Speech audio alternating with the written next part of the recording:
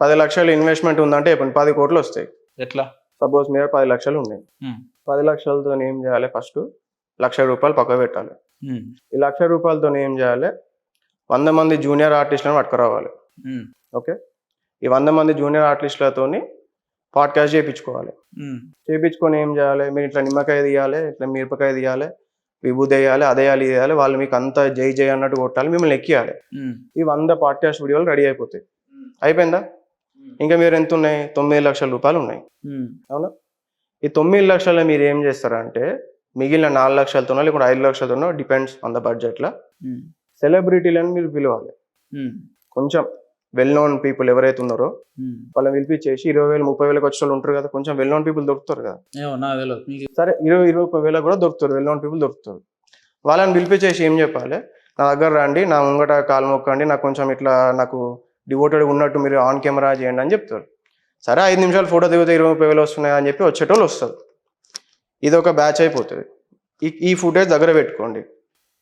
ఇప్పుడు ఈ ఫుటేజ్ని మీరు అప్లోడ్ చేస్తూ ఉంటారు.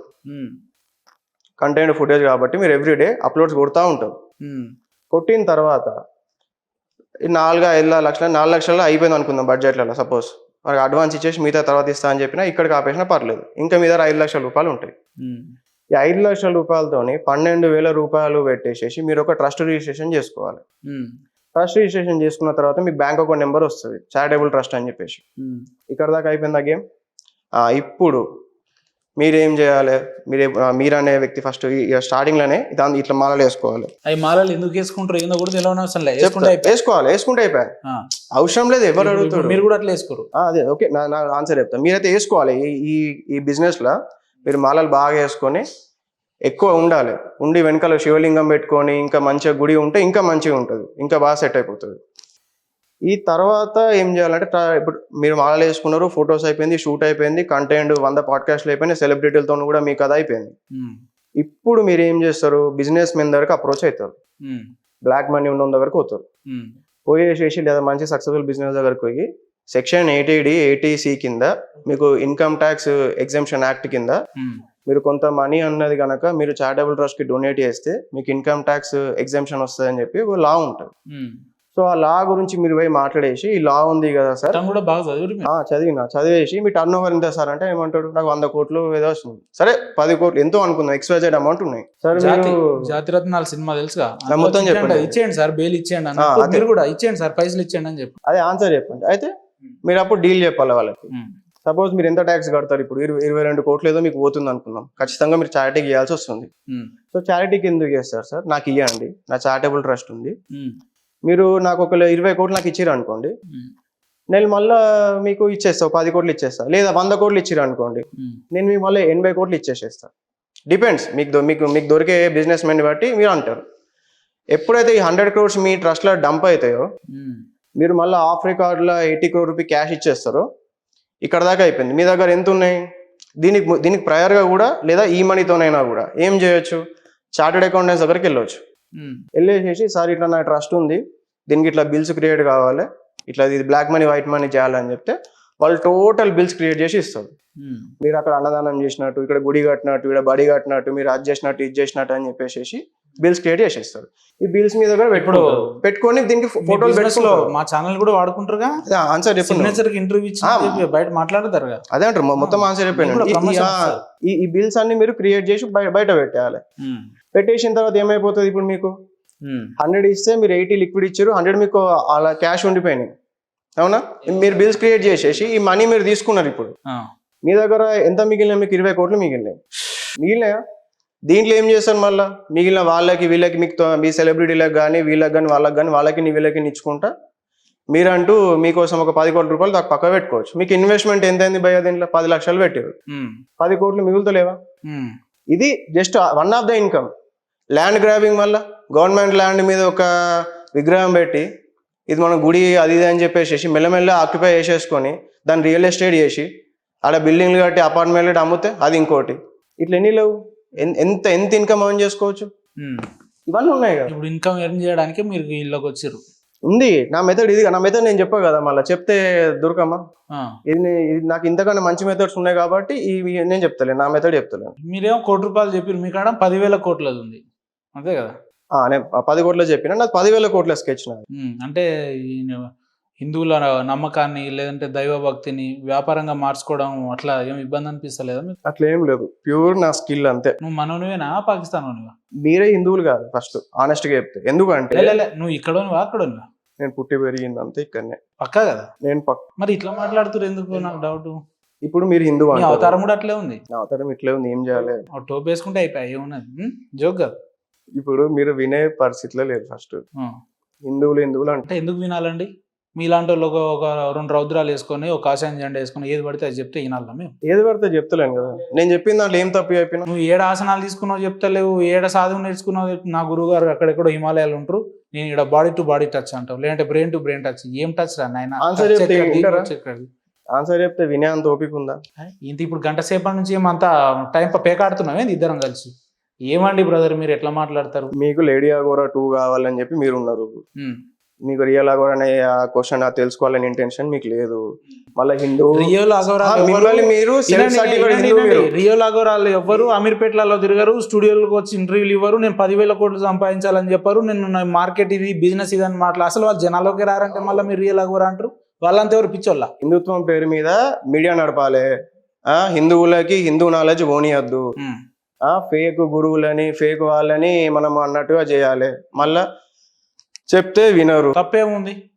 ఇప్పుడు మీరు ఫేక్ అయినప్పుడు ఫేక్ అని చెప్పి ఇడికి తీసుకొచ్చి ఫేక్ అని లేదు, మీ బండారం మొత్తం బయట పెడతాను. మళ్ళీ బండారం బయట పెట్టండి, రైట్? మా హిందుత్వాన్ని లేదంటే హిందూ సంస్కృతి సాంప్రదాయాన్ని కాపాడడానికి మా లాంటి ఛానల్ కొన్ని ఉండొచ్చు. మీరు కాపాడడానికి లేరా అండి? బరాబర్ ఉంది. మీరు ఎప్పుడు కాపాడడానికి లేదని మీరు వచ్చిండే సైంటిస్ట్ బాహుబలి మొత్తం నువ్వు చేయబట్టే నడుతుంది కదా. ఇది ఏం పద్ధతి? మీరు అరే నవ్వకండి మీరు. నవ్వద్దంటే ఇప్పుడు ఏం చేయాలి చెప్పండి మరి? ఆడంటారు టిల్లు బాహుబలి మొత్తం నువ్వు చేయబట్టే నడుతుంది అన్నట్టు. ఇక హిందుత్వం మొత్తం నువ్వు చేయబట్టే ఇక మొదలైంది. దీనికి ఆది నువ్వే అంతా నువ్వే అన్నట్టు మాట్లాడుతున్నావు. సరే, మీరు హిందుత్వాన్ని కాపాడాలనుకుంటే ఫస్ట్ మీరు హిందుత్వంలో సాధన చేయాలి, మీరు సాధకునిగా మారాలి. మీరు మనది అసలు నిజం ఏంటన్నా ప్రత్యేకమైన హిందూ అనేటోడు ఎవడు సాధన చేయాలి అవసరం లేదు. ఒక హిందూ అనేటోడు మన నమ్మకాలు ఎట్లుంటాయంటే చెట్టు నమ్ముతాడు, పుట్ట నమ్ముతాడు. ఆయన ప్రతిదీ ఆకాశంలో దేవుణ్ణి కొలుచుకుంటాడు, భూమిలో దేవుణ్ణి కొలుచుకుంటాడు, ఎక్కడైనా దేవుణ్ణి కొలుచుకుంటాడు. అది ఒక హిందువులో ఒక గొప్పదనం. అంతేగాని గొప్పదనం సాధనలు చేయాలి, హిమాలయాలకు పోవాలంటే పుట్టినోడు అందరు హిమాలయాలకు పోతే గిడికి తెలంగాణలో ఎవడు ఉంటాడు? ఇప్పుడు నేను హిమాలయ పొమ్మని నేను చెప్పలే, మీరే హిమాలయ పొమ్మన్నా అని అనండి, దాన్ని మీరే ఆన్సర్ చెప్పుకోండి, ఎడిటింగ్ లో కట్ చేసి పని చేయండి.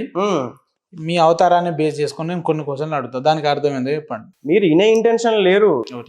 నీకు లేడీ అగోరా కావాలి ఫస్ట్. లేడీ అగోరా నువ్వు మొగని వాడు నువ్వా? నేను మొగోన్నే. మరి క్లారిటీ. శ్రీనివాస్ అగోరి ఉన్నాడు కదా వైరల్, నాకు తెలియదండి. నేను వినలేదు, నేను ఎప్పుడు ఆ పేరు ఇంతవరకు వినలేదా? వినలేదు, చూడలేదు, నేను ఎప్పుడు కలవలేదు, నాకు సంబంధం. దైవ సాక్షి చెప్పండి, ఒట్టుబెట్టి. దైవ కాదు, ఏ సాక్షిగా నువ్వు జగన్ సాక్షి ఛానల్ చెప్పమన్నా చెప్తాను, నాకు సంబంధం లేదు. నేను మీరు ఇంతవరకు లేడీ కూడా వినలే, ఏమన్నా అదలో దైవ సాక్షిగా మీరు వినలే అని చెప్పేసి. జగన్ సాక్షి ఛానల్ గురించి నేను దైవ సాక్షి గురించి మాట్లాడతలేను. దైవ సాక్షిగా మీరు వినలేదా? నేను జగన్ సాక్షి ఛానల్ గురించి మాట్లాడుతున్నా. ఒట్టు పెట్టి ఆమె గురించి ఎందుకండి మీరు వినలేదా? ఆయన గురించి వినండి. వాడు కూడా పెద్ద బేవకూఫ్ వాడు, మీ లెక్కనే 2 రోజులు అవుతారు. నేను ఇంకో బేవకూఫ్ అనుకోండి. వాడు మొగోడు కాదు, ఆడోడు కాదు, ఆడోడు కాదు. నాకు పీరియడ్స్ వస్తాయి, నాకు అది వస్తుంది, నేను మటన్ తింటా, చికెన్ తింటే స్టోరీలు చేసి 2 రోజుల తర్వాత లోపల అవే కావాలి కదా, డైరెక్ట్ గా అదే కావాలి. ఇప్పుడు నేను హిందుత్వాన్ని పెట్టుకొని నేను వ్యాపారం చేస్తాను ఇప్పుడు మీరు అంటున్నారు కదా. నెక్స్ట్ మీ పరిస్థితి కూడా ఏదో చెర్లపల్లిలో లేదంటే అక్కడ పోయే పరిస్థితి. చెర్లపల్లి కూడా సరిపో, డైరెక్ట్ తిహారే. సరే, కాకపోతే మీకు ఇప్పుడు ఏంటిది, మీకు ఆ శ్రీనివాస్ అగోరా లాగా ఆన్సర్లు చెప్తే మీకు మంచిగా అనిపిస్తుంది, మీకు సబ్జెక్ట్ చెప్తే మీకు ఇంట్రెస్ట్ లేదు. ఆధ్యాత్మిక గురువులు ఎవరు చెప్తా అంటే మీకు అద్దు. గౌతమ్ బుద్ధ ఎందుకు గౌతమ్ బుద్ధ అంటే మీకు అద్దు. నీకు గౌతమ్ బుద్ధుడికి ఏం సంబంధం రా నాయన? నువ్వు 10,000 కోట్లు సంపాదించడానికి వచ్చినా నువ్వే అంటే 10,000 కోట్ల గురించి క్వశ్చన్ అడుగుతారు, ఆన్సర్ వినరు. మీ క్వశ్చన్ మీరే చెప్పుకొని మీరే ఆన్సర్ చెప్పుకొని నేను చెప్పినా అంటారు. వినండి బ్రదర్, అబద్ధాలు ఆడతారు ఆన్ కెమెరా. మీరేమో 90 వేసి ఉన్నారు, నేను ఒక చుక్క కూడా వేయలేదు. మీకు నాకు తేడా. మీరు చెప్పే మాత్రమే మీకు వినిపిస్తుంది, నేను చెప్పేది మీకు వినిపించలేదు. అది నా బాధ. అవసరమైతే ఇంకోటి తెప్పిస్తా కానీ ధర ఉండు ఒక్క నిమిషం. ఎంత అవుతుంది వైన్స్ ఓపెన్ అయినా? ఓ బీర్ తెప్పి ఉండి ఇంకేం బీర్ తాగి ఇంటర్వ్యూ చేద్దామా? బీర్ తాగి ఇంటర్వ్యూ చేద్దామా?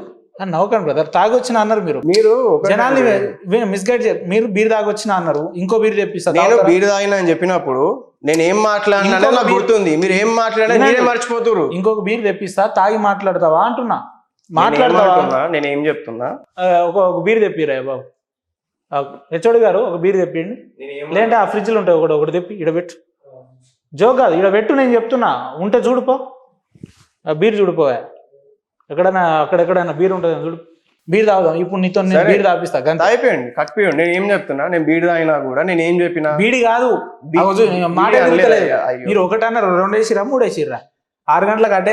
నేను ఏది మాట్లాడినా కూడా నాకు గుర్తుంది, నేను కాన్షియస్ ఉన్నా. నేను బీర్ తాగినా తాగితే తప్పు కదా అని మీరు అంటే, ఆల్కహాల్ లిమిట్ లో తాగితే మెడిసినల్ ప్రాపర్టీస్ ఉంటాయండి, లిమిట్ కి మించి తాగితే ప్రాబ్లం అవుతుంది అని చెప్పిన. ఎట్ ద సేమ్ టైం నా అంతా నేను ఏం చెప్పినా, నేను తాగకుండా పూజ కూడా చేసినా అని చెప్పిన. ఇంత పొద్దున ఎందుకు తాగిరు మరి బీర్? నేను తాగే పూజ చేస్తాను. ఇంత 8-9 బీర్ తాగి పూజ చేస్తాను. నాకు వీలైనంత వరకు నాకు ఛాన్స్ ఉంటే నేను తాగే పూజ చేస్తాను. తాగితేనే పూజ చేస్తారు. వీలైతే బ్రదర్, నాకు వీలైతే, నాకు బీర్ ఉంది, నాకు టైం ఉంది, నేను చేస్తా. బీర్ లేదు, పూజనే చేసుకుంటాం. పూజలో ఏం వెళ్తలేవు, ఓన్లీ మనకు ఆ సిచ్యువేషన్ లో ఓన్లీ నెయ్యి ఒకటే. ఏం కావాలి మనిషికి? మంచిగా ఆవకాయ పచ్చడి కావాలన్నా, లేదంటే చేపల ఫ్రైయా, బోటి తలకాయ అట్లా ఏమైనా ఉంటుందా బీర్ తాగేట? నేనా, ఫ్రూట్స్ ఇష్టం, కానీ ఫ్రూట్స్ దొరికేయండి ప్రతిసారి. ఆ కట్ చేసుడు ఫ్రిడ్జ్ లో పెట్టుడు అంతా ఎందుకు అని చెప్పి ఏది ఉంటుంది తీసుకుంటాం. ఇట్లా ఇప్పుడు ఏం చేద్దాం అనుకుంటున్నారు మరి? రోజువారీ కార్యాచరణలు ఏంది, దినచర్యలు ఇలాంటి? ఇప్పుడు 2 ఛానళ్ళకి ఇంటర్వ్యూలు ఇవ్వాలి, ఫేమ్ కావాలి, అంతేనా? 2 ఛానళ్ళు కూడా అయితే లేదు, నాకు టైం దొరుకుతలేదు. నాకు ఫస్ట్ భక్తులు వాళ్ళని హ్యాండిల్ చేయడానికే టైం దొరుకుతుంది. భక్తులు కూడా వస్తారు మీ దగ్గరికి రోజు? ఎంత వసూలు చేస్తారు భక్తుల దగ్గర? టైం దొరుకుతలేదు. ఉన్నాయి, చాలా డీల్స్ ఉన్నాయి. ఇప్పుడు ఫస్ట్ అయితే ఇవే ఇంటర్వ్యూలో అదే టైం బాగా అయిపోతుంది. కొంచెం ఒకసారి నాకు టైం దొరికితే. మామూలుగా ఒక భక్తుని దగ్గర నుంచి ఎంత వసూలు చేస్తారు మీరు? అంటే 50,000, ₹1,00,000, 2 లక్షలు, ఎట్లా? డిపెండ్స్, కొన్ని కోట్లలో కూడా ఉంటాయి. అంటే అవతల పార్టీలను బట్టి. ఇప్పటి వరకు మీరు హైయెస్ట్ గా వసూలు చేసిన అమౌంట్ ఎంత వరకు ఉండొచ్చు? ఏం చెప్పా, గ్రాఫ్స్ నేను ఏది చెప్పదలుచుకోలేదు. మామూలుగా ₹1,00,00,000, 20,00,000, 10 ఉన్నాయి, డీల్స్ ఉన్నాయి. అది ఫినిష్ చేయాలి. పని కథం పెడితే నాకు ఇస్తారు వాళ్ళు. ₹1,00,00,000 ఇచ్చేటోడు ఎంత షార్ప్ ఉంటాడు, ఉట్టిగిస్తాడు. వాడు 10 కోట్లు, 20 కోట్లు, 30 కోట్ల పని ఆశిస్తాడు కదా, వీటిలో డబ్బులు ఇచ్చేటోడు. ఆ పని మనం కథం పెడితే మాకు డబ్బులు వస్తాయి. సో ఏం చేద్దాం అనుకుంటారు మరి ఫైనల్ గా? ఏం లేదు, స్టార్టింగ్ సేవ్ చేద్దామని ఉండేది. తర్వాత నాకు నచ్చలే సమాజం కానీ ఏది కానీ, ఇవేమద్దు, నేను నా స్టూడెంట్స్ మా స్వార్థం, మేము బిజినెస్ చేసుకుంటాం, మా ఆశ్రమం పెట్టుకుని మా బతుకు మేము బతుకుతాం, ఓ టైంలో చచ్చిపోతాం. పక్క మాత్రం ఏదో ఒకటి సెన్సేషన్ క్రియేట్ చేసి పోవాలనుకుంటారు మీరు? సెన్సేషన్ లేదు, నాకు మార్కెటింగ్ ఏదామని ఉండే యాక్చువల్లీ. కాకపోతే ఏంటంటే నెగిటివ్ మార్కెటింగ్ నాకు ఇష్టం లేదు, ట్రోల్ కూడా నాకు ఇష్టం లేదు వాస్తవానికి. వాడు ఇష్టం ఉన్నట్టు మాట్లాడు, ఎవరో వాడితో వాడు పిచ్చి కామెంట్లు పెట్టుడు, అవి నాకు ఇష్టం లేదు అన్న. ఎట్లా మరి ఇప్పుడు స్టూడెంట్స్ ఎంతమంది ఉన్నారు మీ దగ్గర? ఉన్నారు, చాలా మంది ఉన్నారు. వాళ్ళు కూడా అట్లనే రోజు మందు బాటలు తెప్పిస్తారా? వాళ్ళకి కూడా ఏ మందు బాటలు అన్న దగ్గర ఏంటంటే, ఆ కవర్లో చెయ్యి ఎందుకు అట్లా పెడతారు? కొంపదీసి నా మీద ఏమైనా ప్రయోగం చేస్తారు, ఇలా అంజోడు కావాలని ఏమన్నా అట్లా ఏమైనా ఉందా చెప్పండి మీరు. అంటే ఓపెన్, ఇది రా టాక్స్, ఇది మీతో మామూలు ఉండదు ఇంటర్వ్యూ, జనాలకు వెళ్ళినాక తెలుస్తుంది మీకు. కానీ వీడు ఏమైనా చచ్చిపోవాలన్నట్టు ఏమైనా చేస్తురా? మీరు ఉండాలి, ఓం శాంతి, మనశ్శాంతి, డిస్కో శాంతి అట్లా ఏమైనా ఉందా? ఆ ప్రయోగం లేదు కదా. మరి ఇప్పుడు మీరు ఏమన్నా కూడా అజ్ఞానంతో అంటారు. మీరు ఏం మీ పర్సనల్ అజ్ఞానం అంటే, అజ్ఞానం అంటే ఇగ్నోరెన్స్. ఇగ్నోరెన్స్ వల్ల మీరు అంటారు, కానీ మీకేం కావాలని అజ్ఞానమే మొత్తం. మీరు మాత్రం 10,000 కోట్లు సంపాదిస్తానడం మీకుంది జ్ఞానం, నాకే లేదు. ఇప్పుడు ఆధ్యాత్మిక జ్ఞానం ఉంది, 10,000 కోట్ల జ్ఞానం నేను తెచ్చుకోవాల్సింది ఉంది. ఎందుకు గజగజ చెప్తున్నా, ఏసీ బంద్ చేయండి, చల్లగా ఉంది బాగా అని చెప్పి. ఆ ఏసీకి వణుకుతురా? నా ప్రశ్నలకు వణుకుతురా? మీ ప్రశ్నలకి వణుకుతానేమో అని చెప్పి అందుకే వాటర్ తాగుతున్నాం. మళ్ళీ ఇప్పుడు పోయి 90 వేస్తారుగా, 180.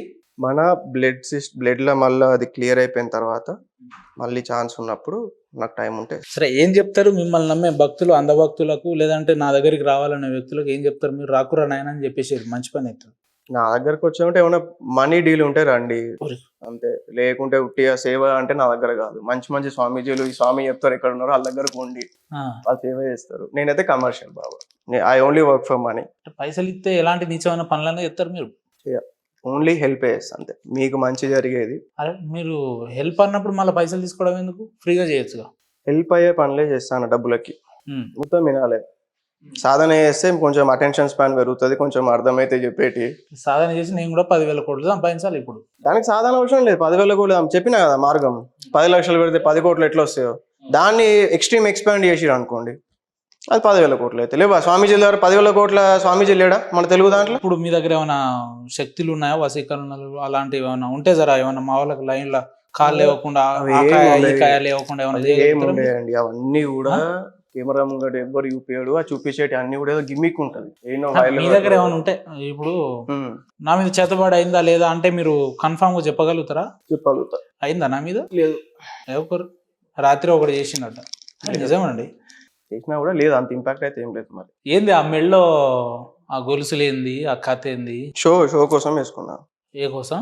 Show off. అంటే సెకండ్ షోనా ఫస్ట్ షోనా? లేదు, షో ఆఫ్ అంటారు కదా, ఇట్లా ఆధ్యాత్మికంగా అనిపించాలని చెప్పి వేసుకున్నాం. అంటే దాని తప్ప, అంతేగాని వాటి విలువలు గొప్పదనం ఎందులో మీకు గొప్పతనం ఉంది, నాకు అవసరం లేదు, అది అంతే. ఉంది కానీ మీకు అవసరం లేదు. నాకు అవసరం లేదు. అంటే ఏందన్నట్టు మరి ఆ పెద్ద హారంకున్న విశిష్టత ఏంది, చిన్నదానికి ఏంది, మదర్ గోల్స్కి ఏంది, ఆ కథ ఏంది? అన్ని రుద్రాక్షలే.